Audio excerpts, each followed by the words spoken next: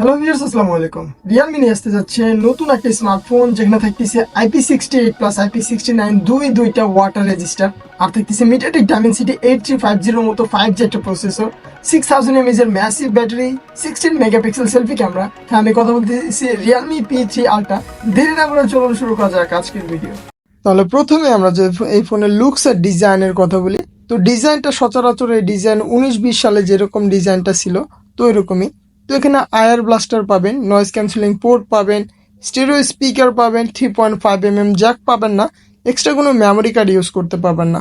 So overall বলতে গেলে এই ফোনটার ডিজাইন অ্যাভারেজ বিলো কোয়ালিটি, যেটা আমরা 2020, 21, 22, 23 সালে আমরা এই ডিজাইনটা দেখতে পাই।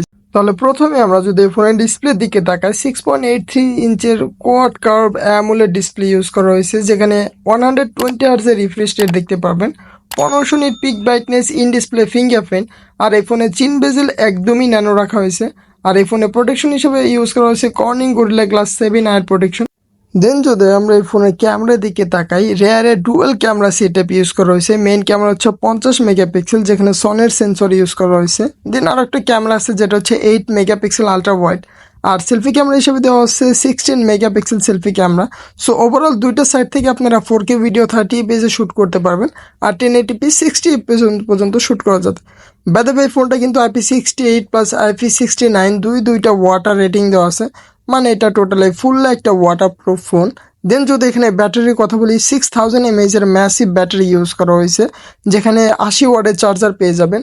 আর প্রসেসর হিসেবে ইউজ করা হয়েছে মিডিয়াটেক ডাইমেনসিটি 8350 আলট্রা একটা প্রসেসর, যেটার আন্তর্জাতিক স্কোর প্রায় অ্যাপ্রক্সিমেটলি 14 লাখের মতো। মানে আপনি যে কোনো গেম বলুন, এই ফোনটা দিয়ে একদম প্রপার কন্ডিশনে খেলতে পারবেন without any lagging, without any heating issue. So এখানে LPDDR5X এর র্যাম ইউজ করা হয়েছে, আর স্টোরেজ টাইপ হচ্ছে UFS 3.1।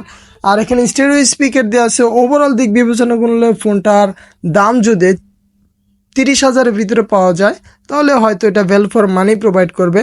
আর যদি এর দামটা যদি 40-এর ভিতরে পাওয়া যায়, কোনোভাবে এটা কিন্তু বেশি মানা যায় না। সো ওভারঅল বিবেচনা করলে এটা ইন্ডিয়াতে এখন 25,000 রুপিতে এই ফোনটা পাওয়া যাইতেছে। এখন আমাদের দেশে কত আসবে সেটাই দেখার বিষয়।